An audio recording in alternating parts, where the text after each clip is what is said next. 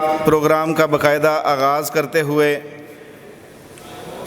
میں دعوت دوں گا حافظ عبید الرحمن ایڈوکیٹ ہائی کورٹ، چیئرمین جمعیت اہل حدیث یوتھ فورس آل پاکستان اور PKLF لاہور کینٹ کے وائس پریزیڈنٹ جناب حافظ عبید الرحمن ایڈوکیٹ ہائی کورٹ۔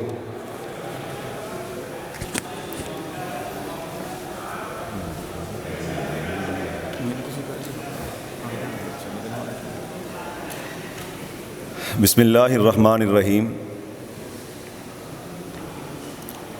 احمدہ و اصلی علی رسولہ الکریم، اما بعد، ما کان محمد ابا احد من رجالکم ولکن رسول اللہ و خاتم النبیین۔ تمام تعریفات اللہ مالک الملک کے لیے، جو ارض و سماوات کی تمام مخلوقات و موجودات کا اکیلا پیدا کرنے والا، اکیلا رزق دینے والا، اکیلا پالنے والا، تمام منافع، تمام نقصانات اسی کے قبضہ قدرت میں۔ ان گنت درود و سلام حضرت محمد صلی اللہ علیہ وآلہ وسلم کی ذات اقدس پر،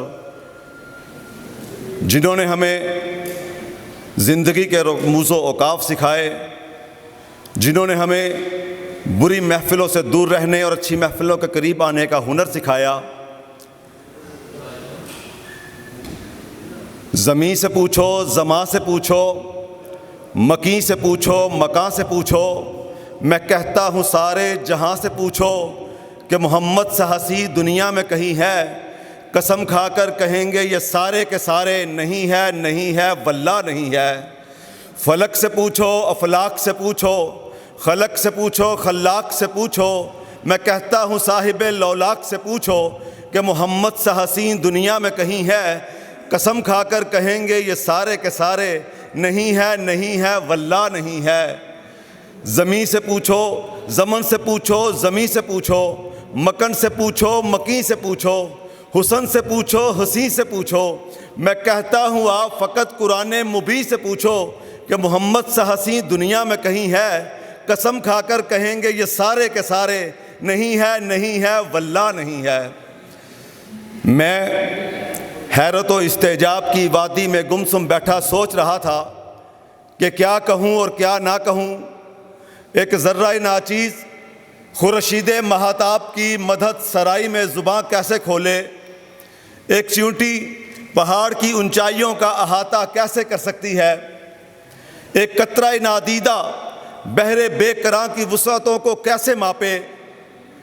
میری کیا حیثیت، میرے ٹوٹے پھوٹے الفاظ کی کیا حیثیت، کہاں میں اور کہاں وہ عظیم ہستی، لیکن اس بڑھیا کی طرح جو بازار مصر میں اپنے ہاتھوں میں سوت کی اٹی لیے ہوئے آئی، اپنے بالوں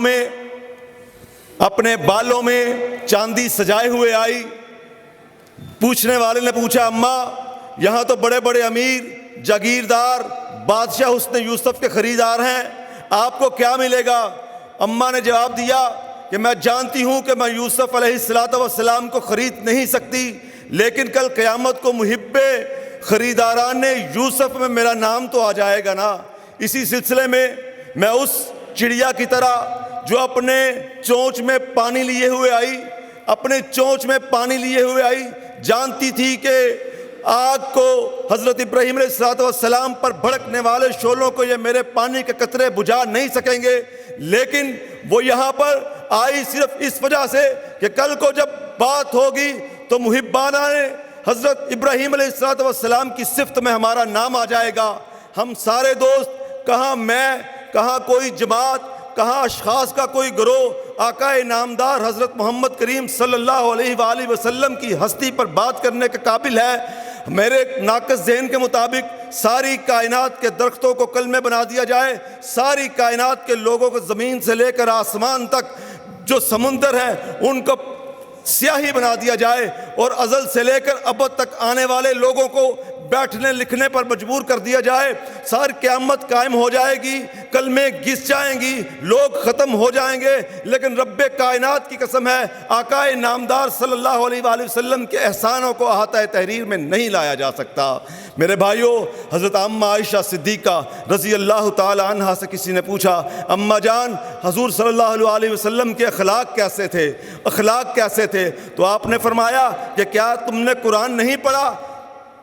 میں نے قرآن سے سوال کیا آپ صلی اللہ علیہ وسلم کا چہرہ مبارک کیسا تھا؟ قرآن نے مجھے والضحیٰ واللیل اذا سجا کا چہرہ جا فضا سنا دیا۔ میں نے قرآن سے پوچھا کہ آپ صلی اللہ علیہ وسلم کے آنکھیں کیسے تھی؟ قرآن نے ما زاغ البصر فرما دیا۔ میں نے قرآن سے سوال کیا آپ صلی اللہ علیہ وسلم کے اصحاب کیسے تھے؟ قرآن نے رضی اللہ عنہم ورضوا کا پیغام سنا دیا۔ میں نے قرآن سے پوچھا آپ صلی اللہ علیہ وسلم کی اطاعت کیسی تھی؟ قرآن نے من یطیع الرسول فقد اطاع اللہ سنا دیا۔ میں نے قرآن سے پوچھا آپ کے بال کیسے تھے؟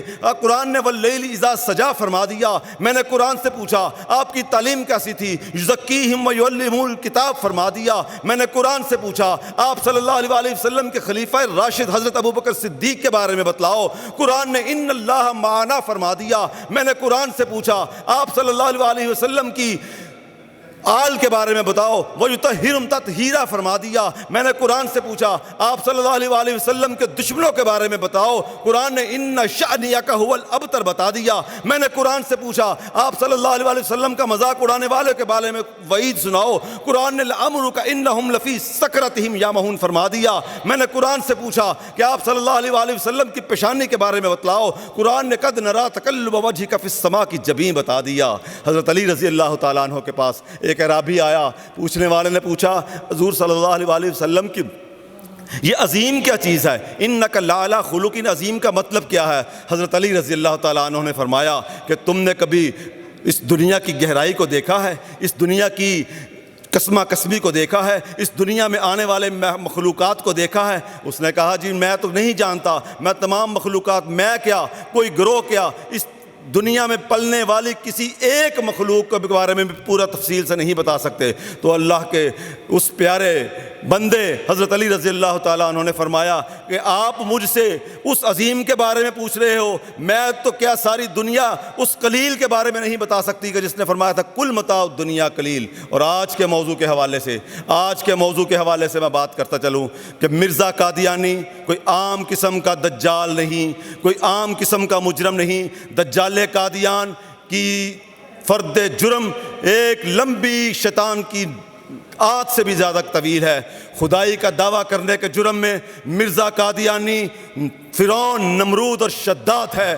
نبوت کا دعویٰ کرنے کے جرم میں مرزا قادیانی اسود انسی اور مسیلمہ کذاب ہے، اور صحابہ کرام کی توہین کرنے کے جرم میں مرزا قادیانی ابن سبا ہے۔ حضرت علی رضی اللہ تعالیٰ عنہ کی توہین کرنے کے جرم میں مرزا قادیانی خارجی ہے۔ حضرت حسین رضی اللہ تعالیٰ عنہ کی شان میں بکواس کرنے کے جرم میں مرزا قادیانی شمر ہے، اور اسی طرح اسلام کا مذاق اڑانے والوں کے جرم میں مرزا قادیانی مرتد، کافر اور زندیق ہے۔ میرے بھائیوں، اب بہت ہو چکا، بہت لٹ چکے ہم، بہت ہو چکا، اب ہمیں بیدار ہونا پڑے گا۔ ہمیں کنکر ہیں تو ہمیں پہاڑ بننا پڑے گا، ہم ذرے ہیں تو ہمیں صحرا بننا پڑے گا، ہم قطرے ہیں تو ہمیں سمندر بننا پڑے گا۔ اس لیے آج یہ تہیہ کر لو کہ جناب لاہور ہائی کورٹ بار ایسوسی ایشن کے وکلاء زندہ ہیں، جیدار ہیں، بیدار ہیں، تیار ہیں، اور ختم نبوت کے